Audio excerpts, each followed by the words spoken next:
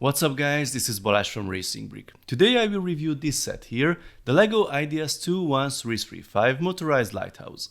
I will show you all the interesting details of the building process, reveal what electronic components are hidden inside and how the whole mechanism works, and we will of course test the main feature of the lighthouse under different conditions to show you what to expect if you want to impress your friends with the build. Let's get started. First about the box.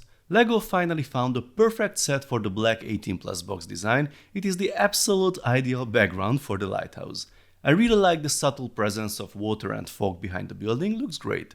The light beam is quite impressive here, but as you will see, that fog might be very much required for this experience. We see the interior of the tower on the back and highlights about the different features, including the dimensions.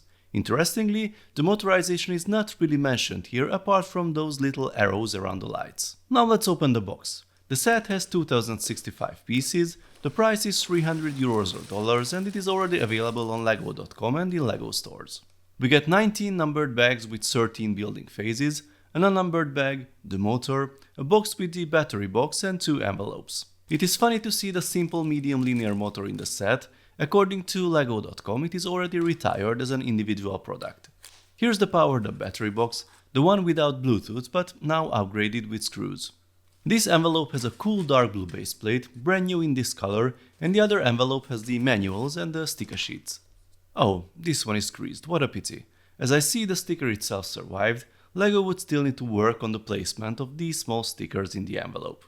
The building instructions are interesting, they are split between 2 books and their form factor is different. But it actually makes sense. The first part of the build contains mostly the island, the cottage and the base of the tower, so the images are mostly horizontal. We switch to the vertical format in the second one as the tower grows, it is more convenient this way.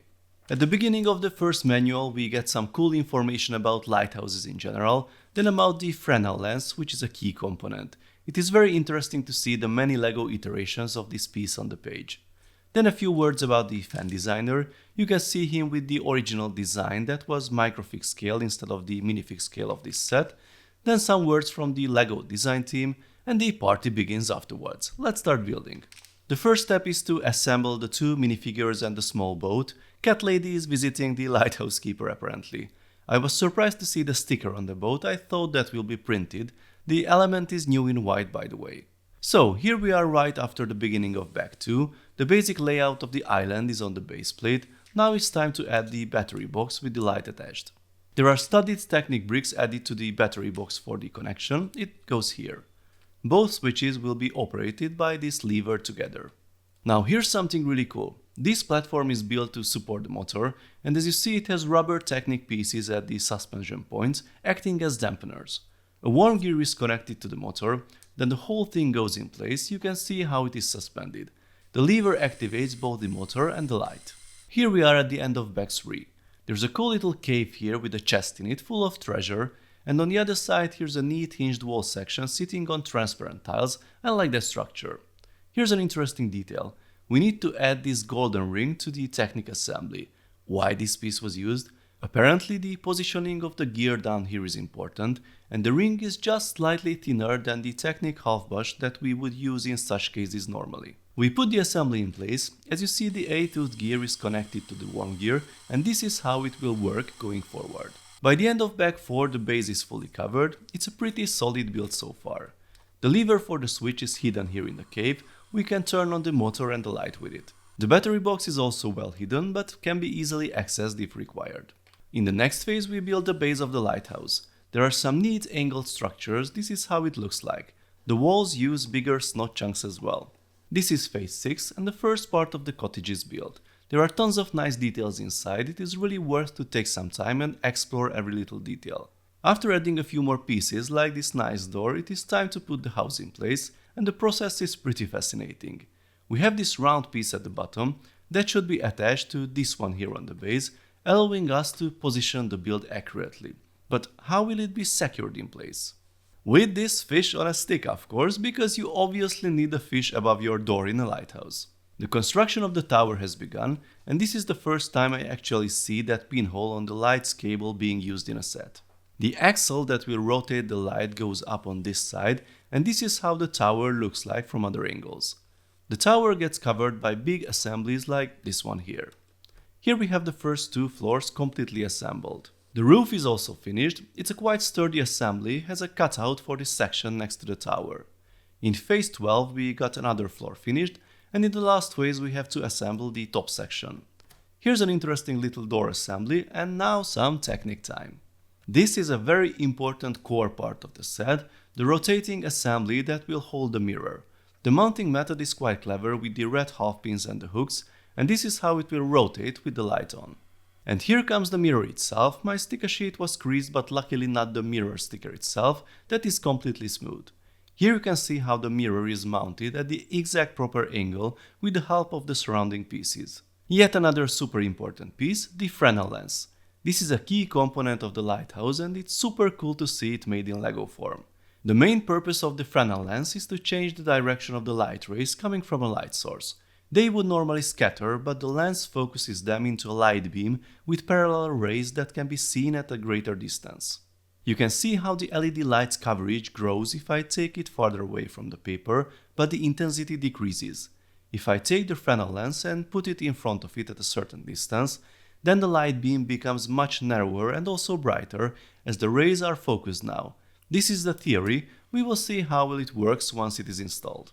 This is the top of the lantern room with some cool snot techniques, and here comes the glasses all around that uses the transparent garage roller door pieces from the fire and police stations of my childhood. Note the jumper plates and hollow studs all around that are used as attachment points, very clever. As an extra, the whole thing is installed upside down. Here comes the cupola to the top with a sword piece acting as the antenna.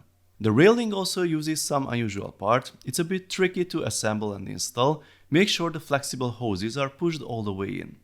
Interestingly, the seagull is packed separately. It is the last item to add besides the fish in the barrel, and the build is finished.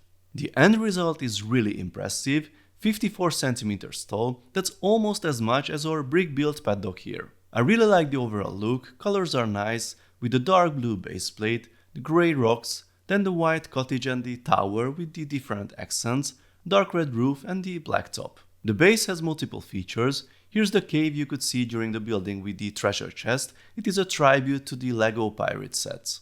The switch is also here for the motorized functions. We will get back to this in a minute. There's a rock covering the hub that helps with the battery replacement, but unfortunately the new design with screws makes the process quite annoying. There's a long tile at the bottom that blocks the lid, and it is quite a challenge to remove it. Maybe it was still designed with the snap-on lid in mind. Another annoying bit, you will scratch the tile for sure with your screwdriver. Otherwise, all cables and electronics are nicely hidden. You can only see this short black cable on the side of the cottage, but it is cleverly integrated in the design. The roof is removable. The interior is very nice and detailed. There's a family photo above the bed with Sandro, the fan designer, and his family. There's a wood stove with the kettle that is illuminated by one of the two LEDs. The map on the desk is another Easter egg. It shows a Canadian peninsula where Sandro was inspired to design this set. The cottage is small, but thanks to the removable roof it is still playable with the minifigs, and the tower as well. We can remove the wall sections here one by one, and the zigzag staircase is rebuilt where the keeper can climb to the top. There's another portrait on the wall. This is Monsieur Fresnel himself in a minifig form, the French engineer and physicist who pioneered the use of the step lens design in lighthouses. Apparently, playability with the minifigures was important. All sections of the set can be explored from the dock up to the top, although this tiny door here is a bit challenging to use. The base plate provides a solid base to the set, although it's a bit challenging to pick up and move around. Due to the flexibility of the plate, some parts have a tendency to pop out. And now to the test we've been waiting for. I try to do my best to show you the effect under different conditions. This is how the light looks like under normal, let's say daylight conditions. Honestly, not much is visible at the top, and the orange light in the cottage is almost unnoticeable. If I turn the lights off, we still have some ambient light in the room, so it's not pitch black. The effect is already more visible, both at the top and in the cottage as well. But honestly, this is still not the image everyone has in mind with the strong and visible light beams from the movies. Well, to achieve that, we need some smoke. I'm sure this won't be the standard equipment of the room where you want to display the set, but it is definitely useful to make cool photos or videos of the set. This is where the effect really shines. There's also one thing to note. Although the Fresnel lens really works with the LED light placed right next to it at the focal point, with the mirror sticker the amplification effect mostly gets lost. We get a narrower light beam compared to the projected light without it, but it does not get significantly stronger anymore. So let's sum it up. I think it is a very nice, unique looking LEGO set that is an impressive display piece. It is an enjoyable build that also very much focuses on playability. About the price, at €300 or dollars it has the same price tag as the Home Alone Ideas set that has almost twice the amount of pieces. Sure, this one has some powered up components, but those can be bought at lego.com for $60 altogether, or could be bought before the motor got retired. It is difficult to compare sets solely based on their piece count, but here's another one with somewhat similar building techniques and a similar structure, the Saturn V with only a $120 price tag. With this in mind, I think the recommended retail price of the Lighthouse is not really justified, but since it is a fairly new set, I didn't see any discounts yet. If you like the look and the functionality, I suggest to wait for some price drops. Please let me know your thoughts in the comments. If you like this video, then please give it a thumbs up. I also suggest to subscribe with notifications, as more exciting LEGO videos are coming soon. See you next time, bye bye.